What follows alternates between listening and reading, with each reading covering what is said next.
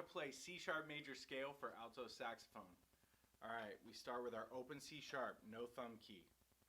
Then we go to D sharp, E sharp, fork fingering F sharp, G sharp, bis A sharp, B sharp, and then C sharp with the octave key.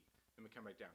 B sharp, bis A sharp, G sharp, fork fingering F sharp, E sharp, D sharp, and then open C sharp, no octave key. Alright, let's play it together. I'll count to 4 and then we'll start. 1, 2, 3, 4.